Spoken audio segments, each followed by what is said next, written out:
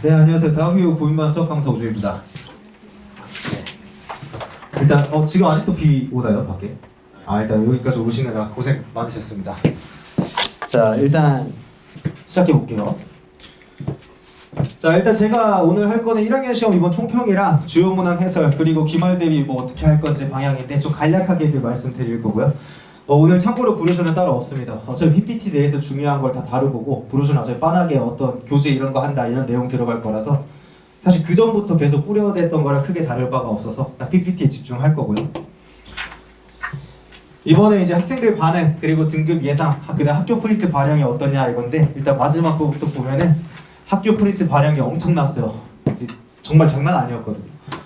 그리고 이제 학생들 반응을 사실은 이제 제일 좋은 거는 이제 여러 명의 학생들한테 물어보고 뭐 어땠냐 그 반응을 통해서 보는 게 가장 정확한데 솔직히 제가 보기에는 조금 다뤘던 것들이 많이 나왔다라고 생각을 하는데 조금 힘들어했던 케이스도 있고 근데 대체로 이제 어차피 이제 다 반에서 공통적으로 나왔던 게 풀고 나서 시간이 부족했다 이 얘기가 나온 걸로 알고 있고 그 다음에 뭐 특정 반에는 50점대가 꽤나 많기도 하지만 어떤 반에 50점대가 한 명도 없는 반도 있고 한 명이 있거나 이런 식이면 난이도는 꽤나 어려웠다는 게 맞습니다. 그러니까 특별히 근데 다른 유형이 나오거나 이러진 않았거든요. 이번에 서술형 2번도 굉장히 힘을 빼고 나왔고 해서 저는 밸런스는 굉장히 좋다고 생각하는데 일단 등급 예상은 사실은 이제 뭐 적당히 제가 타고 들어서 2등급 정도는 들었는데 1등급은 그냥 예상이고 이번 아이들 반응을 봤을 때라 뭐 이런 거 항상 정확하진 않아요. 근데 크게 벗어나진 않는데 1등급 컷이 한 52쯤 되지 않을까 싶고요. 60점 만점에 한 명도 없다 들었고 59점 한 명 있다고 들었고 56이 한 6, 7 될 거거든요. 제가 알기로만. 근데 아마 그래도 이제 14등까지 타고 내려오면 52쯤 될 거라고 보고 물론 정확하게는 모르겠습니다. 2등급 컷은 정확하게 나온 건 아닌데 대략 제가 이제 흘린 정보로 듣기로 한 45 정도로 알고 있어요. 네, 물론 정확한 건 나와봐야 할 겁니다. 이제 그 밑에서부터 이제 알 수가 없습니다. 근데 일단 여기서 확실한 거는 편차가 엄청 커요. 이번에 2컷이 45까지 왔다는 것부터가 이게 60점 만점에 45잖아요. 이거 100점 만점으로 환산하면 1.6배를 해줘야 되는데 마이너스 15, 1.6을 곱해준다 하면은 이미 뭐 70점대로 가는 거거든요. 시험이 꽤 어려웠다는 거예요. 근데 무지막지하게 어려워서 막 이제 아예 풀 수 없었던 시험 뭐 이제 그런 거는 아니거든요. 그래서 학교 프린트 반영률이 높음에도 불구하고 아이들한테 시간 부족이 많이 나왔다. 이런 식으로 나왔다는 건 시험지 구성 자체는 좀 굉장히 훌륭하게 되어 있다고 보고요. 반영률도 높으면서 변별력도 있고 이게 갖춰진 시험이었다고 저는 생각합니다. 자, 일단 10번 이전에 대해서는 총평을 굳이 하지 않을 거고요. 거기서도 모의고사 반영률이 굉장히 높았는데 어차피 그거에 대해서 언급할 필요 따로 없을 것 같습니다. 자, 이 11번 학교 프린트 인문항이랑 다를 게 없죠. 숫자 바뀌고 조건 하나 추가되고 같은 문제입니다. 객관식 11번입니다. 자, 12번입니다. 학교 프린트입니다. 같은 문제죠? 네, 뭐 다를 바가 전혀 없어요. 그냥 학부에 있던 문항 그냥 그대로 나온 거예요. 다 숫자만 바뀌고. 자, 객관식 이거 2번이죠. 17번으로 되어 있는데 이거 학부에 있던 거예요. 역시나. 학부에 있던 거고. 그러니까 이게 처음 보면 시간을 좀 뺏길만 하거든요. 어떻게 풀지 이게 여기 시간 뺏기면 안 되는 거예요. 근데 있었던 거예요. 숫자도 다 똑같고 물어보는 거 살짝 바꾼 거밖에 없어서 당연히 여기서 시간 세이브가 됐어야 됐고 이제 학생들 뭐 얘기하면 알겠지만 내가 학부 엄청 강조했잖아. 마지막에 무조건 이것만 보라고 많이? 네, 단답형 3번 이거를 왜 많이 틀렸는지 잘 모르겠는데 이번에 오답률 꽤나 높았던 것 중에 하나거든요. 꼭 하나 틀리면 이걸 틀렸던데 이거 제 반은 틀리면 안 된다고 생각했는데도 좀 틀린 친구 있더라고요. 이거는 어쨌든 간에 얘도 역시나 학부문항으로 이 기니디 중에서 디귿과 관련된 거고 이게 여기에 들어가기 전에 이 주제를 제가 엄청 강조해서 많이 다뤘어요. 이미 모의고사에 들어가기 전에. 근데 어쨌거나 학부 반영 문항이라고 볼 수 있겠습니다. 단답형 3번. 자, 마지막 서술형인데요. 이거는 사실 억지긴 해요. 굳이 엮자면 얘랑 엮을 수는 있는데 이 문항은 연결이 높다고 볼 수는 없어요. 이 문항은 사실 모의고사가 높은 그 반영률이 높은 문항은 아니고요. 근데 뭐 이건 출처가 어디건 간에 사실 풀 수 있는 난이도가 크게 어렵지 않은 문제였어요. 사실은. 자, 학부 외에 뭐가 있냐? 객관식 13번인데 자, 이거는 뭐 마리세화여고 21년 제가 이제 비슷한 모양 따온 거지. 그거 말고도 사실 여러 개 있었어요. 어느 문제집이건 항상 이런 구조 있거든요. 알파 더하기 알파분의 1이 몇이다 해서 알파의 거듭제곱과 그 역수의 합에 관해서 물어보는 거. 익히 많이 나오던 유형이고, 문제는 아마 여기서 시간을 조금 뺏겼을 거예요. 14번. 원래 인수분해에 그렇게 큰 힘을 들이는 학교가 아니었는데, 보는 거 여태까지. 뭐 여기서 이제 꽤나 아이들 시간 잡아먹게 나왔더라고요. 근데 뭐 이것도 사실은 난이도 자체 보면 그렇게 높진 않은데, 근데 이제 진입 판단 해야 되는 게 좀 많다 보니까 시간 세이브에서 문제가 있었을 거예요. 이번에 대체로 반응이 다 뭔가 한 문제가 정말 죽을 것 같이 어려운 건 없었는데 시간이 부족하다, 시간 관리가 안 된다, 이 말이 정말 많았거든요. 이렇게 중간중간에 시간을 뺏는 문제들이 있었습니다. 뭐 이거 올림푸스 고난도에서 뭐 이런 거 연습할 수도 있고, 뭐 그냥 학교 기출들 보면은 이런 거 많이 연습이 돼요.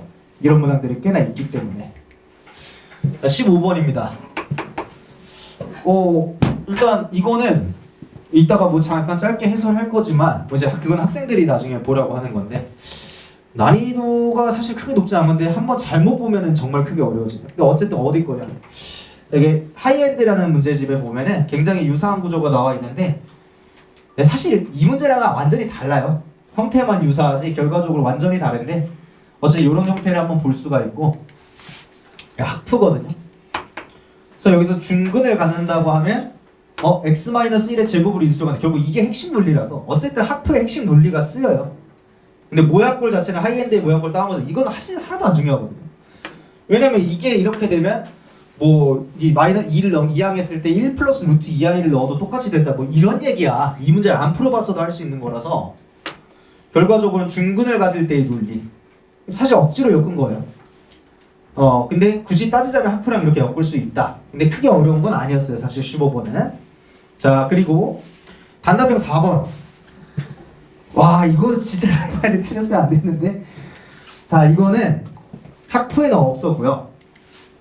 굉장히 유명한 모의고사 문항이에요. 제가 맨날 이거 복소평면으로 해설해주거든요. 올려보면 얘 세제곱하면 얘가 나온다 하면 이게 딱 끝나는 문제인데, 이거는 만약에 틀렸다면 조금 안타깝지만 어쨌든 익히 많이 볼 수 있는 유형이었고, 이거를 전에 접해봐서 푸는 스킬을 모르면 시간을 많이 뺏기고, 뭐 이런 문제였습니다. 자, 주요 문항 해설 하겠습니다. 뭐 짧게 짚고 넘어갈게요. 뭐 이건 학생들 대상으로 하는 거고. 자, 일단 여기에 근 알파, 뭐 허근 갖는 거야 뻔히 보이고, 근데 그게 중요하지 않고, 뭐 실근이다 허근이다 알파가. 근데 알파 더하기 알파분의 1 구조를 알면 제곱, 세제곱, 그 역수의 합 다 뽑아낼 수 있고, 얘네들을 곱해서 5제곱의 합과 그 역수의 합 뽑아낼 수 있고, 마찬가지로 이것도 제곱해주면은 10제곱과 그 역수의 합을 구해낼 수 있고, 그러니까 순수 계산이에요.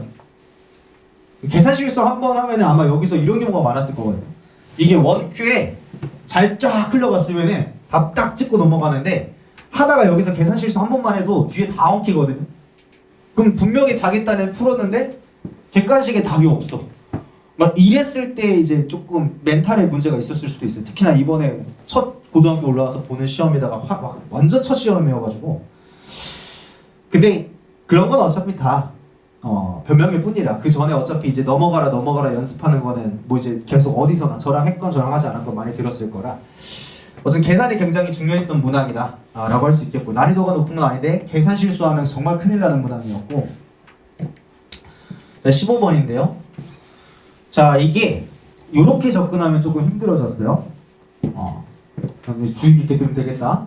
차동아 팔지? 자, 여기서 이 가를 보고 4를 이항해서 fx 빼기 4는 0이 얘를 근으로 가지면 마이너스 2 마이너스 루트 2i를 근으로 갖는다. 맞는 말인데 그렇게 가면 못 풀고요. 핵심은 여기 있는데, gx의 구조가 3f-10인데 f가 4가 되는 게 있네. 얘가 4가 되는 순간 g가 0이 되거든요. g에다가 얘를 넣으면 0이 된다는 거다. 얘 켤레도 넣으면 0이 된다. 이거 하는 순간 그냥 끝나는 문제였어요. 그러면 거의 한 난이도 8번으로 바뀌거든요. 거의 난이도의 수준이. 그래서 이거만 그 구조를 뽑아내고, 이거 안 뽑아내고 그냥 무작정 식에 달려들어가지고 그냥 가만 보고 어떻게 풀어내려고 식 정리하고 이러면 시간만 뺏기고 안 풀리고. 근데 한번 느긋하게 한번 보고, 얘가 요 gx는 0의 근이네 라는 해석만 한번 했으면 스무스하게 풀리는 거고, 이 다음에는 아까 그 중근 논리만 쓰면 끝나요. gx씩 적고 gx는 0. 뭐 양변 3 나눠주고. 얘가 이거랑 알파를 가져야 돼. 근계가 써서 내근내고. 알파 나오고. 끝나는 거죠, 바로. 그래서 이거는 정말 잘 풀면 2분 컷. 짜리 문제였다고 볼 수 있겠습니다. 근데 그냥 이번에 조금 많이 당황한 케이스가 나온 게 아마 그랬을 것 같아요. 15번 나중에 집에 가서 풀리니까 풀려 이런 말 나올 가능성이 높은데, 그러니까 앞에서 시간 뺏기고 뭔가 넘어갔다가 당황했다가 내가 한 문제 한 문제를 만만한 건 없었어요. 뭐 하나가 정말 어렵다 이거 없었어도 막 너무 스무스하게 잘 지나간다 이런 게 없었어서 당황했을 수가 있는데, 어쨌든 좀 멘탈적인 관리가 중요했었고, 잘 보면 다 스무스하게 지나갈 수 있는 그런 문항들로만 구성됐다. 그래서 난이도가 저는 그렇게까지 사실 어려웠다고 보진 않아요. 근데 어쨌든 난이도 판단은 학생들 성적으로 하는 게 맞기 때문에 그렇다면 어려운 게 맞습니다. 해설이 이게 끝이에요. 이 문항은 위로 볼록하다. 구간의 길이가 1이다. 최소값의 최대는 구간의 길이가 축의 대칭일 때, 최소값이 가장 작을 때는 구간 양끝 중에서 축에 가장 멀리 있는 순간. C가 1부터 7이니까 1을 대입하면 구간이 1부터 2고 7을 대입하면 7부터 8인데 축이 4야. 8이 가장 멀리 있거든요. F8이 최소고 F2분의 7이 최대예요. 끝이에요. 둘이 더하면 끝. 그래서 저는 이거를 보고 당연히 이제 제가 이 주제를 정말 많이 했거든요. 이거는 보장해줄 수 있지. 적어도 한 5번은 막 변형 문제도 아니다. 자, 어쨌든 굉장히 이제 어쨌든 어디서나 좀 중요하게 다뤘을 건데, 이것도 이제 잘 공부한 학생들 같은 경우는 1분 컷 오버 아닙니다. 절대로. 얘는 그 전에 이 문제를 풀어봤냐 안 풀어봤냐가 조금 중요하긴 할 거예요. 아니면 복소평면 주제를 알고 있냐 모르고 있냐. 그거는 고등교과는 아닌데 다들 강조하시죠. 자, 일단 사실 복소평면 안 하면은 갑자기 알파를 세제곱할 이유는 없거든요. 세제곱해야 알파, 세제곱하면 베타가 되는데 어떤 확신이 있지 않고서야 갑자기 알파 제곱해보고 한 번 더 곱해봐야지 막 이럴 리는 잘 없어요. 근데 이게 복소평면에 올리고 나면 이거 고등교과 과정이냐 하면 아니에요. 아닌데 웬만하면 다 알거든요. 웬만하면 다 수업할 거고. 알파 세제곱하니까 베타네. 이거 알파 m 더하기 3n승이잖아. mn이 각각 10이야 자연수를 했으니까 얘네는 4 이상 40이야. 근데 알파라는 45도짜리가 90도 방향으로 가야 i가 되는 건데, 그러면 지수가 2거나 한 바퀴 돌아서 10이거나 18이거나 26이거나 34거나 42거나 42i 최대 34 끝.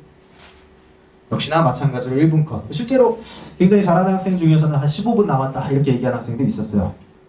그래놓고 뭘 하나 틀려서 문제였는데.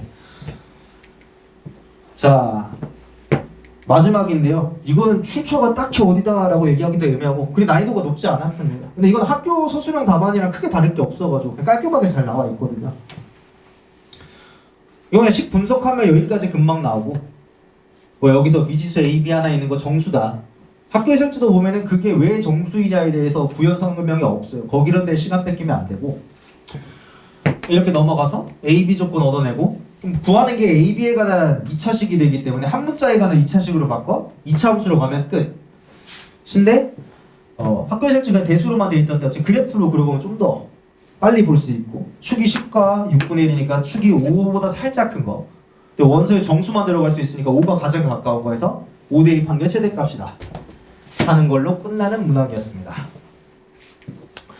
자, 이렇게 해서 일단 주요 문항 짧게 해설했고요.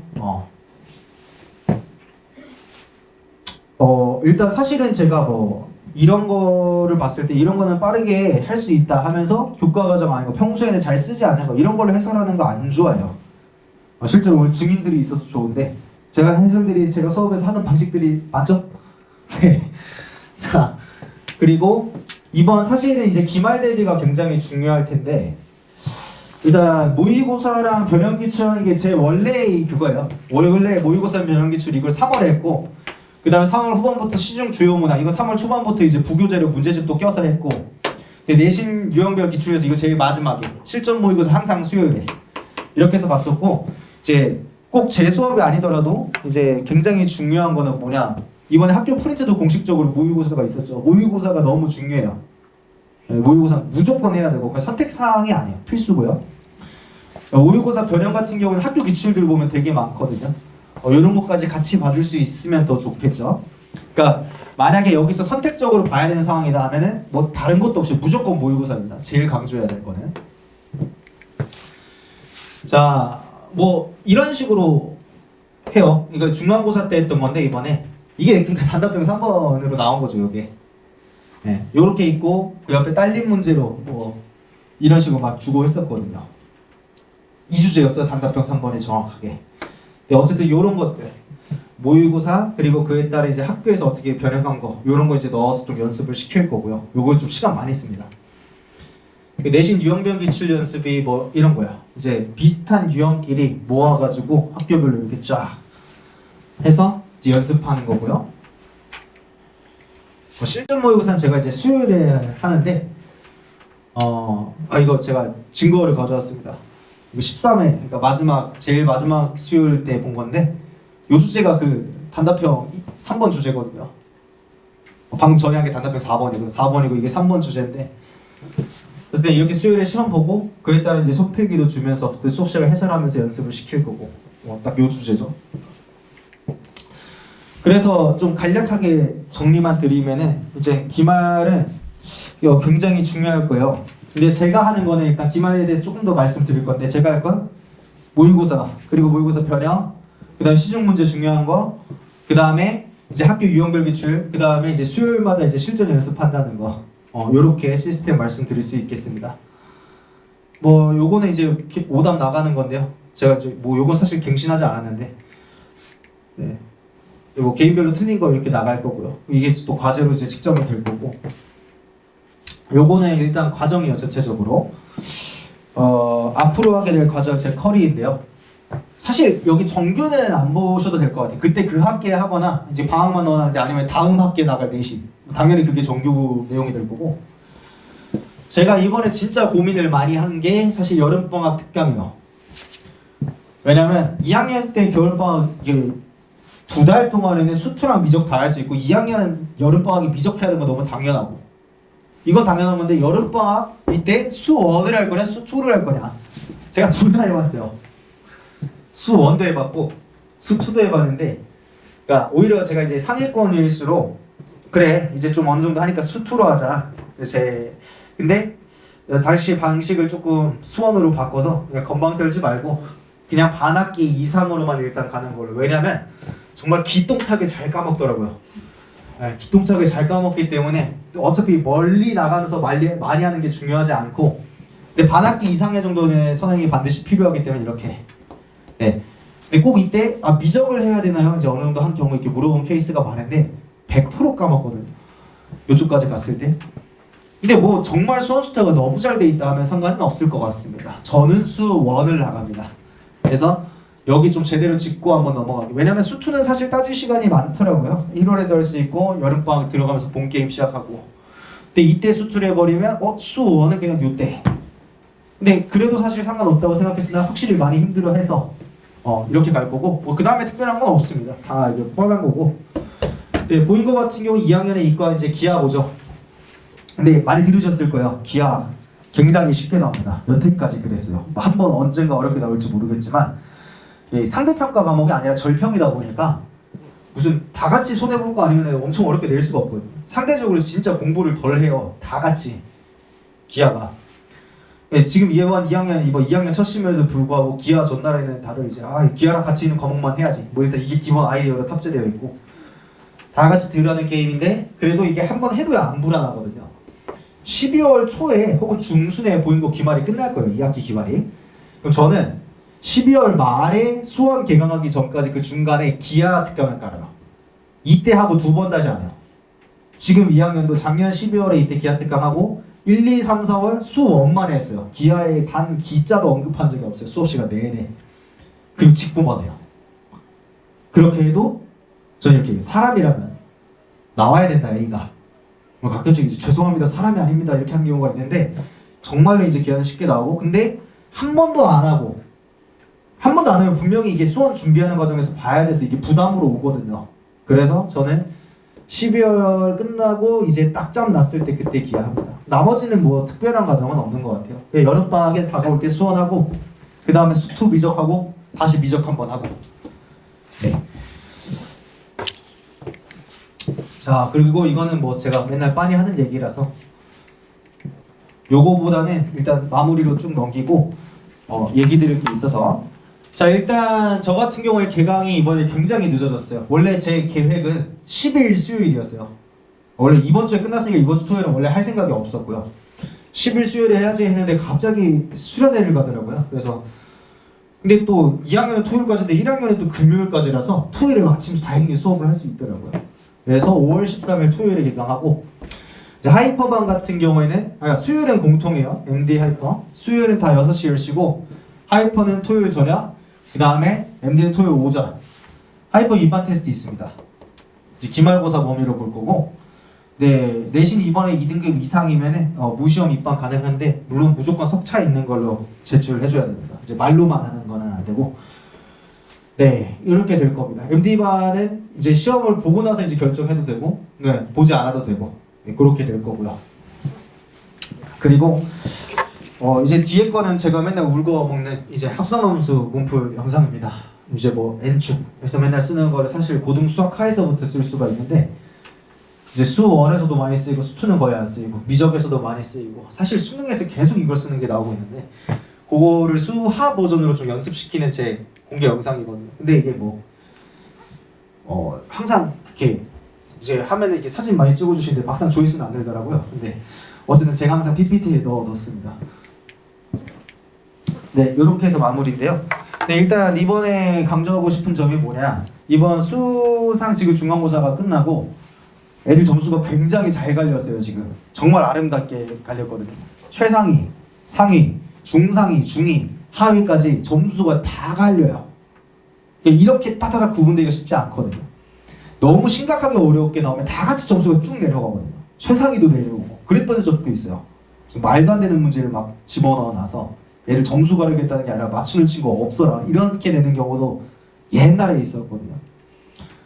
근데 이번은 그냥 문제가 너무나도 이제 학교 프린트도 발행 잘 됐지. 그러면서도 애들 시간을 뺏겨야지. 그냥 구성이 잘 된 거거든요. 점수 완벽하게 갈렸고, 그럼에도 불구하고 기말 파트는, 도용의 파트는 끝이 없어요. 공부가. 나머지 정리나 복수수는 어느 정도 했으면 나 유형 얼만큼 봤다 이렇게 얘기할 수가 있는데, 도용 같은 경우는 정말 끝이 없거든요. 해도 계속 해야 되고, 시험 전까지 해도 뭐가 나올지 알 수가 없어요. 어떤 게 나올지. 그냥 공부가 끝이 없고 아이들이 대체로 약해하는 파트죠. 쉽게 내도 어려워해요 보통. 근데 제 예상으로 중간이 이 정도 난이도로 나왔으면은 기말이 비슷하거나 조금 더 쉬워지거나 이미 잘 갈렸다라고 판단하면 쉬워지거나 더 어렵진 않을 거거든요. 설마 이미 잘 갈렸는데 여기서 더 그러면 정말 난리가 날 텐데. 근데 기말 파트는 어쨌든 내용이 어려울 건데 거기 모의고사 내용들부터가 꽤 어려운 게 너무 많아요. 도용 파트는. 그래서 지금부터 이제 내용을 빨리 살리고 모의고사 문제들을 굉장히 많이 볼 필요가 있습니다. 학생들이. 그 부분들을 조금 강조드리고요. 물론 기말이 모의고사가 안 나올 수도 있겠지만 뭐 그거는 제가 알 수는 없는 영역이나 여태까지 추세를 보면 그렇지는 않을 것 같고, 그게 아니더라도 공부하는 입장에서 당연히 일단 모의고사는 베이스로 깔고 가야 됩니다. 여기까지 해서 일단 꼭 말씀드려야 되는 부분은 다 끝났고,